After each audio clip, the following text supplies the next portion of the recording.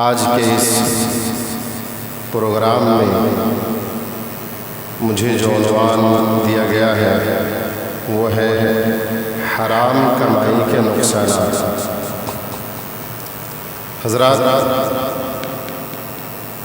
اللہ تبارک و تعالی ہمیں حلال رزق کھانے کا حکم دیتا ہے، پاکیزہ رزق کھانے کا اللہ تبارک و تعالی حکم دیتا ہے، جیسا کہ اللہ تبارک و تعالی کا فرمان ہے، یا ایھا الناس مما فی الارض کلوا مما فی الارض حلالا طیبا، کہ اے لوگوں، زمین میں جو کچھ بھی ہے تم اس میں سے کھاؤ، کیا حلال چیزیں کھاؤ، پاکیزہ چیزیں کھاؤ۔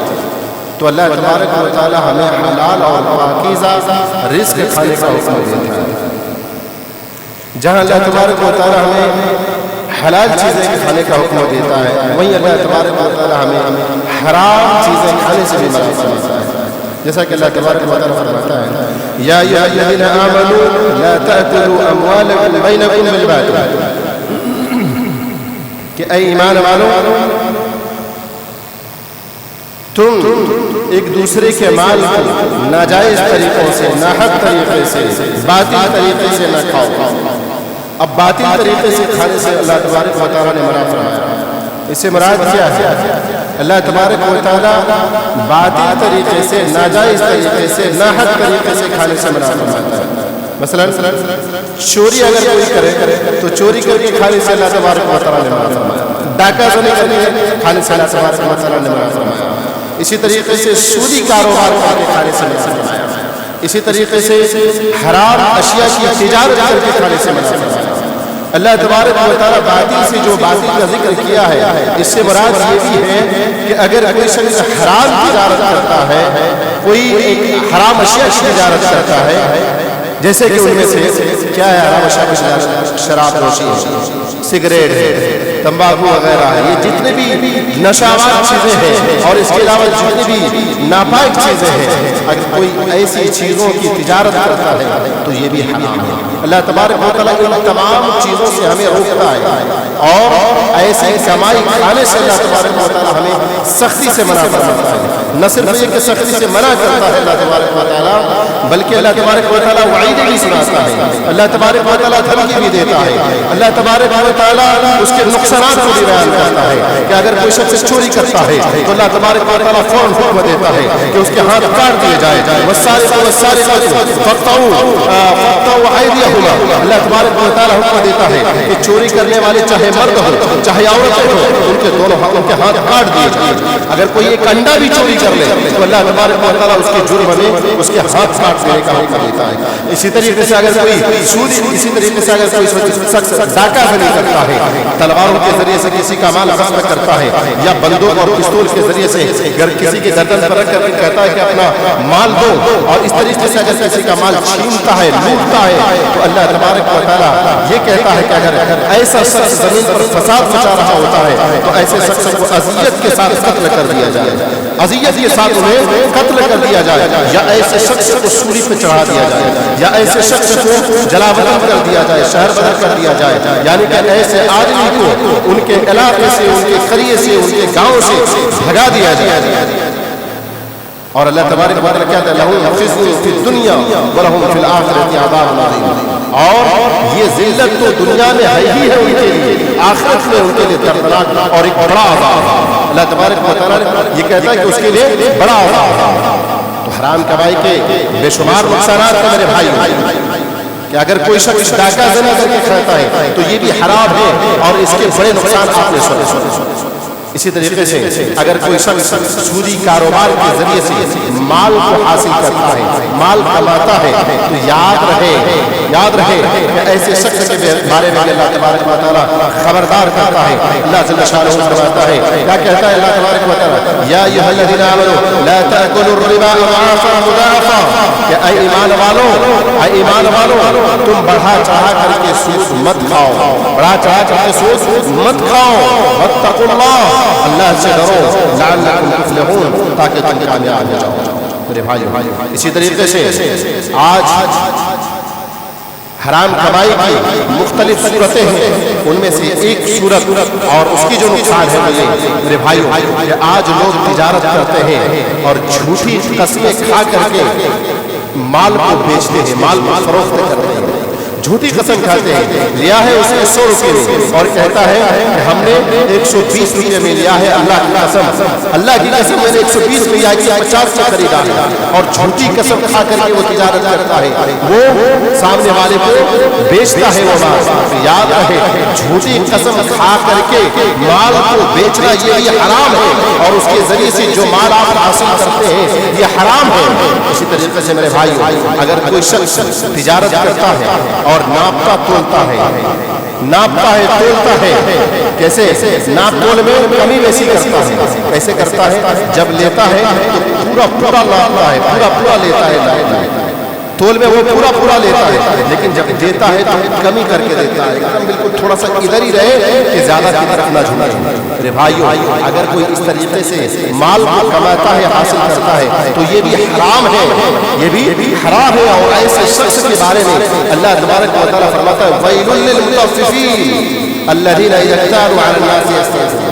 اللہ تبارک و تعالیٰ کہتا ہے کہ ایسے آدمی کے لیے ہلاکت ہے، بربادی ہے، تباہی ہے، ویل ہے۔ سبحان اللہ، اللہ تبارک و تعالیٰ ڈائریکٹ ویل کی دھمکی دیتا ہے، جہنم کی دھمکی دیتا ہے۔ اور اسی طریقے سے کاروبار میں دھوکے بازی کر کے مال کو کماتا ہے، کیا کرتا ہے؟ کاروبار میں دھوکے بازی کر کے مال کو حاصل کرتا ہے، لیتا ہے۔ یاد رہے دھوکے بازی کا مطلب سمجھتے ہیں؟ ایک بائک بیچ رہا ہے، اس میں بہت سے عیب ہے، یا کوئی بھی چیز بیچ رہا ہے اس میں عیب ہے، لیکن وہ عیب کو نہ بتا کر کے ان کی خوبیاں بتا کر کے سامنے والے کو امپریس کرتا ہے، سامنے والے کو مائل کرتا ہے، اور پھر اس چیز کو وہ بیچتا ہے، اور وہ جانتا ہے کہ اس میں فلاں عیب ہے، اس کے باوجود وہ مال کو فروخت کرتا ہے، دیتا ہے۔ میرے بھائیوں دھوکے بازی کر کے تو یاد رہے ایسے ذرائع سے کمائے گئے مال بھی حرام ہے، حرام ہے میرے بھائیو۔ اور وہ جو بھی لقمہ اندر جائے گا وہ حرام کا لقمہ جائے گا، اور آپ لوگوں کو معلوم ہونا چاہیے کہ اس کے نقصانات کیا ہوتے ہیں۔ جو بھی حرام کمائی سے ہم کھاتے ہیں، پہنتے ہیں، رہتے ہیں، یاد رہے اگر ہم ایسے کرتے ہیں تو نہ ہمارے عبادتیں قبول ہوں گی، نہ ہماری دعائیں قبول ہوں گی، نہ ہمارے اولاد فرمانبردار ہوں گے۔ آج جو ہم پریشان ہیں، آج جو لوگ تکالیف اور طرح طرح کے مسائل میں مبتلا ہے، بہت بڑے بڑے پریشانیوں میں مبتلا ہے، میرے بھائیوں کیوں؟ وجہ کیا ہے؟ وجہ یہ ہے کہ آج ہم حلال اور حرام میں تمیز نہیں کرتے، آج ہم حلال و حرام کی کمائی میں تمیز نہیں کرتے، ہم یہ شکایت کرتے پھرتے رہتے ہیں۔ آج ہماری اولاد ہماری باتیں نہیں مانتے ہیں، آج ہماری اولاد ماں باپ کے نافرمان ہے، آج ہماری اولاد اللہ اور اس کے رسول کے نافرمان ہے، آج یہ اللہ کے باغی بن گئے ہیں، نافرمان بن گئے ہیں۔ پوری طرح سے ہم ہاتھ کو جھاڑتے ہوئے یہ کہتے ہوئے اور یہ شکایت کرتے ہوئے نظر آتے ہیں۔ میرے بھائیو اس کی بنیادی وجہ یہ ہے کہ ہم نے حلال اور حرام میں تمیز نہیں کیا ہے، اس کی بنیادی وجہ ہے یہ ہے کہ ہم نے حرام لقمہ اپنے بچے کے اندر ڈالا ہے، حرام کمائی ہم نے اپنے بچے کے پیٹ میں ڈالا ہے، جس کی وجہ سے آج ہمارے بچے اللہ کے باغی اور نافرمان بن رہے ہیں۔ دھوکے بازی سے ہمیں باز آنا چاہیے، دھوکے بازی کے کاروبار سے ہمیں باز آنا چاہیے۔ ایسے موقع پر ایک واقعہ ہمیں یاد آتا ہے، امام احمد بن حنبل رحمۃ اللہ علیہ کے پاس ایک خاتون آتی ہے۔ میرے بھائی دیکھیے مال کو کس طریقے سے بیچنا ہے اور ان کے اندر کیسے تقویٰ اور کیسی پرہیزگاری تھی، اس کا اندازہ اس بات سے لگا سکتے ہیں۔ کیا کہتے ہیں؟ امام احمد بن حنبل رحمۃ اللہ علیہ کے پاس ایک خاتون آتی ہے اور امام احمد بن حنبل سے پوچھتی ہے کہ اے امام اہل سنت، اے امام اہل سنت، میں کپڑے کا کاروبار کرتی ہوں، میں کپڑا بننے کا کام کرتی ہوں، اور میں چراغ کی روشنی سے کپڑا بنتی ہوں، میں چراغ کی روشنی سے کپڑا بنتی ہوں، اے امام اہل سنت، لیکن جب چراغ کا تیل جب ختم ہو جاتا ہے تو میں چاند کی روشنی سے کپڑا بننا شروع کر دیتی ہوں۔ اے امام اہل سنت، چونکہ میں نے آدھا کپڑا किससे? चिराग की रोशनी से बुना है और आधा कपड़ा मैंने चांद की रोशनी से बुना है। तो इमाम अहले सुन्नत आप बताइए कि मेरी ये कमाई या मैं जो सामने वाले को फरोख्त करूं, तो क्या मैं ये सामने वाले को बताऊं कि मैंने आधा कपड़ा चिराग की रोशनी से बुना है और आधा कपड़ा मैंने चांद की रोशनी से तैयार किया है? क्या मुझे ये बताना जरूरी है? सुभान अल्लाह। मेरे भाइयों, इमाम अहमद बिन हंबल रहमतुल्लाह अलैह जवाब ना देते हुए सवाल करते हैं, क्या पूछते हैं कि बताइए आप किस खानदान से ताल्लुक रखते हैं? ये बताइए कि आप किस घराने से ताल्लुक रखते हैं? इमाम अहमद बिन हंबल रहमतुल्लाह अलैह जाने पूछते हैं, वो खातून जवाब देती है, क्या कहती है कि मैं बिश्र अल-हाफी के खानदान से हूँ, उनके घराने से हूँ। बिश्र अल-हाफी ये बहुत बड़े नेक, दूसरी या तीसरी सदी के बहुत बड़े नेक और मुखलिस शख्सियत से बिश्र अल-हाफी रहमहुल्लाह। तो अंदाजा लगाइए कि उन्हें कैसी फिक्र हुआ करती थी हलाल कमाई कि वो ये चीजें पूछने पर मजबूर हो गई कि आधा कपड़ा मैंने चिराग की रोशनी से बुनाया और आधा कपड़ा मैंने चांद की रोशनी से बुनाया। क्या ये हलाल है या हराम है? क्या सामने वाले को मुझे बताना जरूरी है? सुभान अल्लाह। आज ये फिक्र हमारे अंदर होनी चाहिए, आज ये फिक्र हमारे अंदर होनी चाहिए। मेरे भाइयों, आज जो हलाल और हराम में हम तमीज नहीं करते हैं, इसकी बुनियादी वजह ये है मेरे भाइयों कि आज हमारे दिलों में अल्लाह का खौफ नहीं रहा, अल्लाह का डर नहीं रहा, जिसकी वजह से आज हम बिला बेखौफ होकर के अपने माल को बेचते हैं, धोखेबाजी या झूठ बोल करके या तरह तरह की चीजें हरकतें करके। मेरे भाइयों, आज हम हलाल और हराम में तमीज नहीं करते क्योंकि हमारे दिलों में अल्लाह का खौफ नहीं है। अगर हमारे दिल में अल्लाह का खौफ होता हम चोरी करके माल नहीं कमाते, अगर अल्लाह का खौफ होता हम डाकाज़नी करके माल नहीं खाते, अगर अल्लाह का खौफ होता हम सूदी कारोबार करके माल नहीं खाते, अगर अल्लाह का खौफ होता हराम अशिया तिजारत करके हराम चीजें तिजारत करके हम नहीं खाते, मेरे हराम अशिया तिजारत करके नहीं खाते। मेरे भाइयों, हमारे दिलों में अल्लाह का खौफ नहीं है, जिसकी वजह से आज धड़ल्ले से आज हराम कमाई में मुलव्विस है और हराम खा रहे हैं। बुनियादी वजह ये कि हमारे दिलों में अल्लाह का खौफ नहीं, जबकि हमारे असलाफ अल्लाह से डरते थे। कैसे डरते थे? सुभान अल्लाह। वो हलाल कमाई में किस तरीके से तवज्जो देते थे, उसका अंदाजा आप इस हदीस से लगा सकते हैं, इस वाक़े से लगा सकते हैं कि अम्मा आयशा रज़ियल्लाहु तआला अन्हा का यहाँ एक गुलाम था और वो गुलाम एक चीज लेकर के, कोई खाने की चीज लेकर के आता है।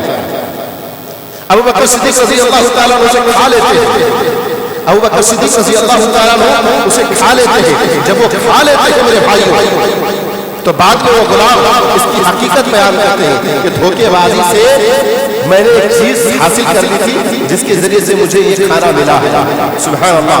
अबू बकर सिद्दीक रज़ियल्लाहु तआला अपने हाथ को मुंह में डालते हैं और पूरे अंदर डालते हैं ताकि अबू बकर सिद्दीक ने जो खाया है वो सारी की सारी चीजें बाहर निकल आए और वो चीजें बाहर निकल आती हैं और फिर रब से कहते हैं, क्या कहते हैं अबू बकर सिद्दीक रज़ियल्लाहु अन्हु? ऐ अल्लाह, मैं अपनी ताकत के मुताबिक जो मैंने खाया था उसे बाहर निकल आया है, बाहर निकाल लिया है। अब जो अचुरियों में फंसा हुआ है, यात्रियों में लटका हुआ है, ऐ अल्लाह ऐसी चीजों से, ऐसे कमाई से, ऐसे खाने से अल्लाह में बेजारी का या बरी का इजहार कर। सुभान अल्लाह।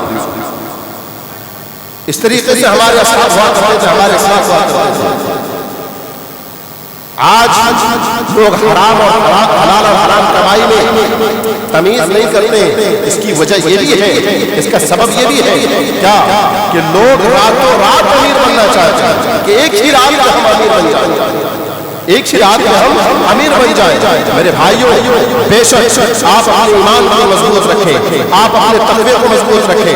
यकीनन अगर आपको अल्लाह के ऊपर पूरा तवक्कुल और भरोसा रहेगा तो आप रातों रात मालदार हो सकते हैं, रातों रात अमीर हो सकते हैं। ऐसे सैकड़ों वाक़यात हैं जो रातों रात अमीर हो गए हैं और बगैर हराम कमाई के। उसका एक छोटा सा वाक़या सऊदी अरबिया का वाक़या है, सऊदी अरब का वाक़या है और वो अरबी से उस वाक़े को बयान किया गया है। वाक़या ये है कि सऊदी अरब के एक शेख वो रास्ते से गुजर रहे थे उन्होंने एक चरवाहे को देखा जो सूडानी चरवाहे था, बिल्कुल काला कलौटा, पतला दुबला, मैले कुचले कपड़े में बकरियां चरा रहा था। सुभान अल्लाह। मेरे भाइयों, उस शेख ने गाड़ी रोकी और एक शख्स को कहा कि आप वीडियो बनाएं। वो गए, उस शख्स से मुलाकात की, चरवाहे से मुलाकात की, इस बकरी वाले से मुलाकात की और कहा कि आप हमें एक बकरी दे दें। कहा हम नहीं दे सकते। कहा आप इसके बदले में कीमत ले लें, इतनी कीमत ले लें, 2 गुनी 3 गुनी कीमत ले लें। कहा हम नहीं दे सकते। क्या कहा? हम नहीं दे सकते। कहा क्यों नहीं दे सकते? कहा ये मेरे आका का माल है, ये मेरे आका का माल है, मेरे मालिक का माल है, मेरा नहीं है, मैं नहीं दे सकता। कहा भाई यहाँ कौन देख रहा है? सहरा में कौन है? कोई नहीं देख रहे।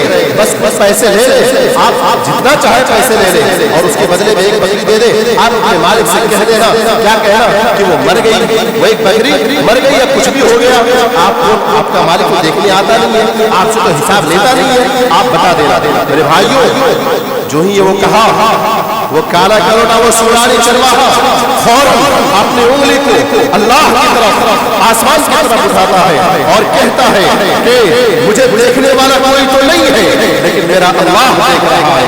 सुभान अल्लाह। पीछे से ये वीडियो बन रहा था मेरे भाइयों, बन रहा था पूरा वो क्लिप आप आज भी देखा जा सकता है, मौजूद है। मेरे भाइयों, जब शेख ने उनकी ईमानदारी को देखा, उनके तखबे को देखा, वहां से वो वापस आ गए और उसके बाद उन्होंने बात रखी लोगों में। सुभान अल्लाह। वहां के जो शयूख थे, वहां के जो उलमा थे, उनकी इस ईमानदारी पर, उनके इस तकवे पर उनको दिरहमों के बोझार लगा दिया। सुभान अल्लाह। जिसने जितना सका वो उतने दराहिम उनको दिए। क्या? उनकी ईमानदारी की वजह से, उनके तकवे को देख करके, उनकी ईमानदारी की वजह से उन्हें इनाम के तौर पर बहुत बड़े बड़े शयूख ने उनको बहुत बड़ा इनाम। तो अपने ईमान को मजबूत रखे, अपने तकवे को मजबूत रखे, अल्लाह पर तवक्कुल और भरोसा रखे। अगर अल्लाह चाहे तो बेशुमार अल्लाह तबारक व तआला इसका अता कर सकता है, रातों रात अल्लाह तबारक व तआला अमीर कर सकता है। मेरे भाइयों, हराम कमाई से ही इस्तेमाल करें, हलाल रिज़्क़ की तरफ मुतवज्जह हो जाओ। इमाम अहमद बिन हंबल रहमतुल्लाह अलैहि के पास एक शख्स आता है और कहता है कि हमारा दिल सख्त हो चुका है, हमारा दिल बहुत मजबूत हो चुका है, अल्लाह और उसके रसूल की बातें कही जाती है, हमें कोई पल्ला नहीं पड़ता, अल्लाह और उसके रसूल की बातें सुनाई जाती है, हमें कोई फर्क नहीं पड़ता है, हमारे जिसमें नहीं ठहराते, हमारे रोते खड़े नहीं होते, हमारे दिलों में असर नहीं होता है। क्या वजह है? इमाम अहमद बिन हंबल रहमतुल्लाह अलैहि कहते हैं कि जाओ और जा करके पाकीज़ा रिज़्क़ खाओ, हलाल रिज़्क़ खाओ। सुभान अल्लाह। वो शख्स 2 और आलिम के पास जाते हैं और यही सवाल करते हैं। वो 2 आलिम क्या जवाब देते हैं कि जाओ और अल्लाह का जिक्र करो। क्या करो? कसरत से बहुत ज्यादा अल्लाह का जिक्र करो। सुभान अल्लाह। वो आदमी कहते हैं कि इससे पहले मैंने इमाम अहमद बिन हंबल से पूछा तो उन्होंने कहा कि पाकीज़ा रिज़्क़ खाओ और आप कह रहे हैं कि अल्लाह का जिक्र करो, मैं किसकी बात मानूं? तो वो दोनों आलिम जो थे उन्होंने कहा क्या वाकई इमाम अहमद बिन हंबल ने ये कहा है कि आप हलाल रिज़्क़ खाओ, पाकीज़ा रिज़्क़ खाओ? कहा तब मेरी बात को छोड़ो और उनकी बात पर लब्बैक कहो और उनकी बात पर अमल करो। पहले आप पाकीज़ा रिज़्क़ खाओ, फिर जिक्र करो, फिर तुम्हारा जिक्र कबूल होगा और तुम्हारे दिल नरम होंगे। तो मालूम ये हुआ कि हराम कमाई के नुकसान ये है, जब कोई शख्स हराम खाता है तो उनका दिल सख्त हो जाता है, उनका दिल सख्त हो जाता है, इतना सख्त हो जाता है कि आप जितना उनके सामने अल्लाह और उसके रसूल की बातें कर लें, कुरान की बातें करें, हदीस की बातें करें, अच्छी बातें करें, उन्हें कोई फर्क नहीं पड़ता। और ऐसे बेशुमार लोग मिल जाएंगे गली कोचों में, हमारे मुआशरे में, हमारे समाज में, हमारे करीब में आपको बहुत से लोग मिल जाएंगे। क्या मिलेंगे?